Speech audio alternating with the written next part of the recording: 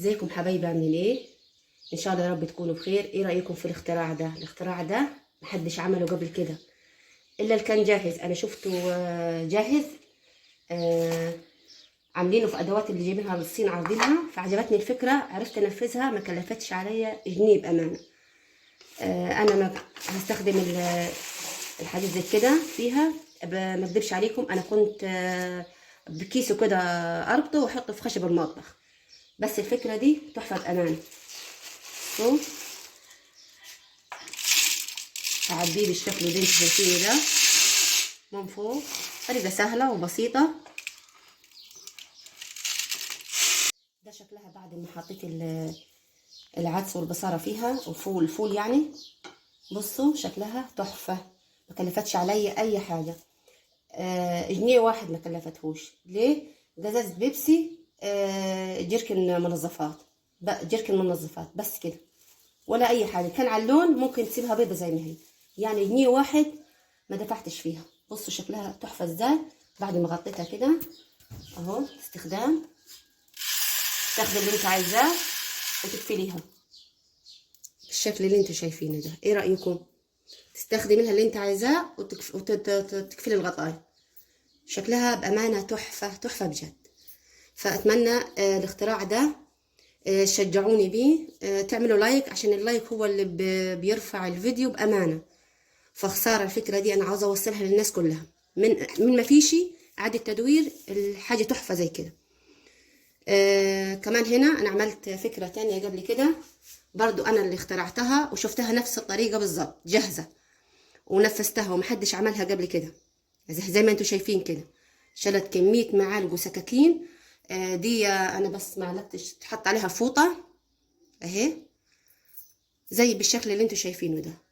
عملتها معاكم قبل كده، محدش شجعني خالص، فالفيديو نازل تماما. فاتمنى الفكرتين او الاختراعين يعجبوكم. لو عجبوكم بجد اعملوا لايك يا جماعة. خسارة الفيديو صراحة. اعملوا لايك، وياريت تشتركوا في القناة وتفعلوا زر الجرس علشان يوصلكم مني كل جديد. في البداية هنا انا جبت جركن منظفات وجزاز بيبسي بس كده. بالقلم كده ورسمتها بالشكل ده، وبالقطر اشيلها. هنا برضو اشيل الجزء ده بالقطر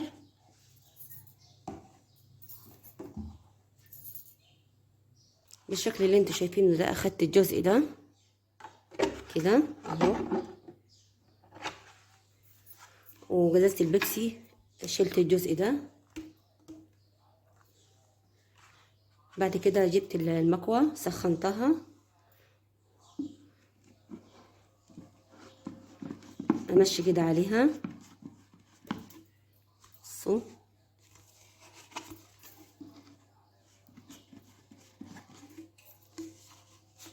بالشكل ده.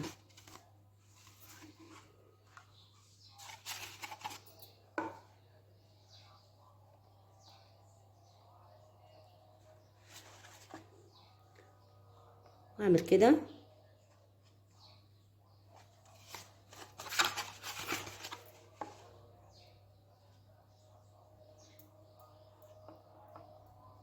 بعد كده انا هدي دي لون، اي لون موجود معاكي. عاوزه تسيبها كده ماشي، انا بس حابه ان اديها لون انا عشان اغير من شكلها يعني. بعد ما اديتها لون بالشكل اللي انتوا شايفينه ده،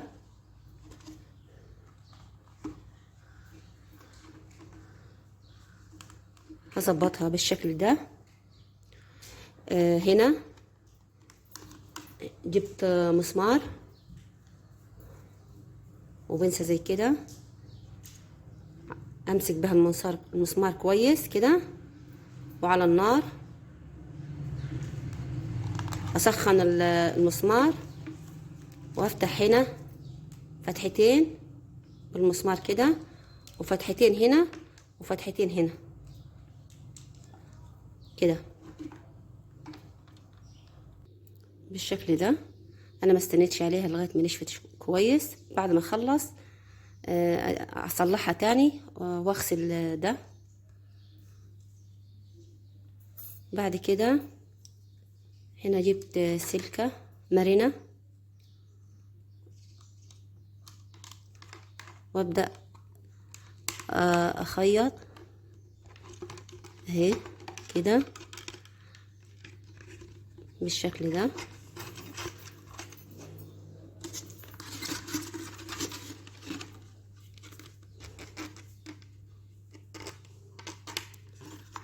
حاولي تظبطيها كويس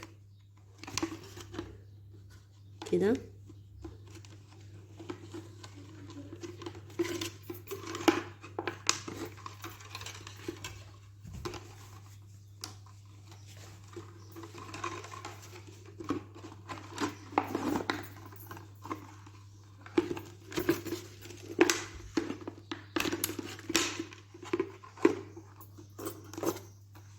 كده وثبتها كويس كده. ونفس الفكرة الاتنين التانيين كده. انا خلصتها بالشكل اللي انتوا شايفينه ده اهي. هنا هفتح فتحة بمسمار نفس مقاس المسمار اللي هعلق في المطبخ، اللي هعلق فيه اللي انا عملتها دي.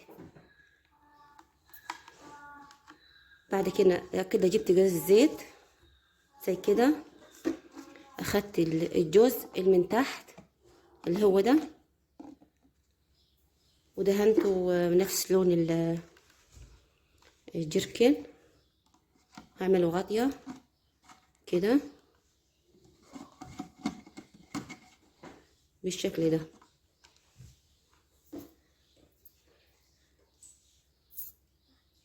بعد كده دي غطية معايا بتاعت قسط عطر بالشمع، هلصقها هنا في الغطاية اللي انا عملتها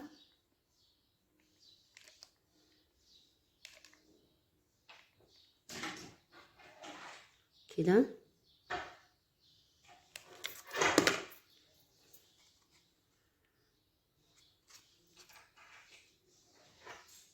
تمام كده. كده الفكرة خلصت. هوريها لكم وانا مستخدماها وانا معلقاها في الحيط وبستخدمها. بص شكلها تحفة، ما تفرقش حاجة من اللي هم عاملينها. على الاقل انا عاملاها، ما عنديش امكانيات، هم عندهم امكانيات.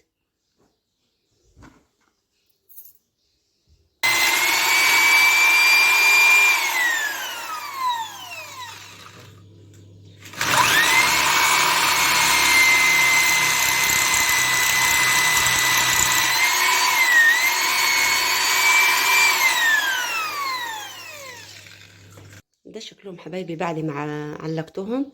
لو حطيتي فيهم حجارة مش هيوقعوا. بصوا شكلهم تحفة، بأمانة تحفة. تعالوا نشوفوا مع بعض هنعبيهم ايه ونستخدمهم في ايه رأيكم حبايبي في الشكل النهائي؟ تحفة بجد. يلا شجعوني باللايك والاشتراك في القناة. فكرتين تحفة. نتقابل ان شاء الله في فيديو جديد.